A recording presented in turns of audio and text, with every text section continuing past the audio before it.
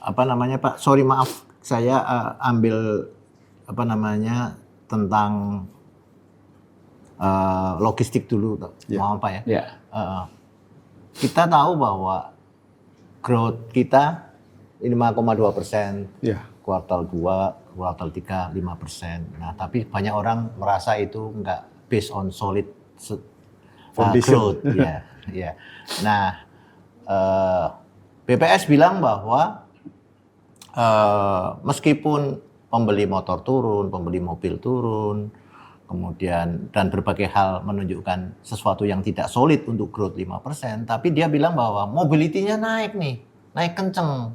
Nah, mobility ini kita belum pernah lihat secara umum di-convert menjadi apakah penyebabnya misalnya karena jalan tol Jawa ini sudah jadi sehingga mobility-nya naik, sehingga consumption-nya naik. Nah, Bapak sebagai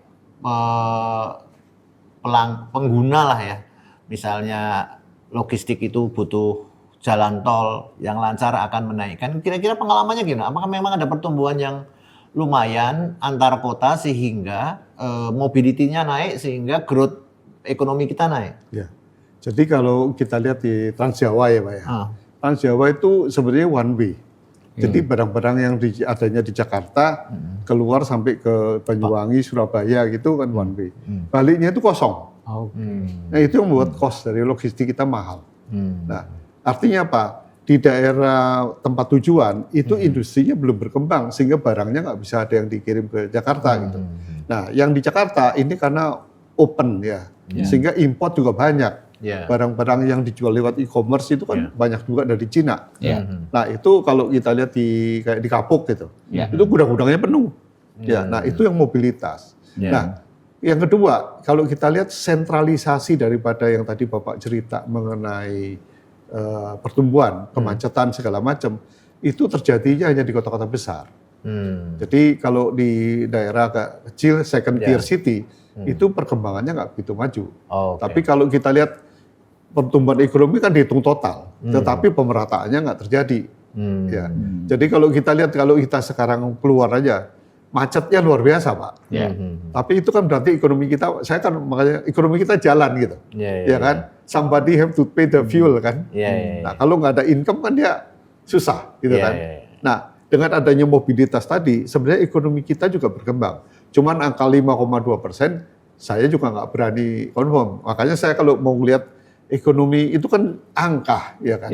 Tapi kalau saya melihatnya satu, dari pabrik kertas, dus, ada nggak pertumbuhan permintaannya?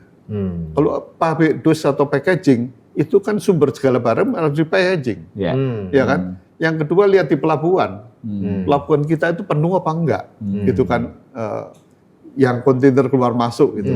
Yang ketiga di jalanan, macet enggak, Pak? Banyak macet enggak, ya kan?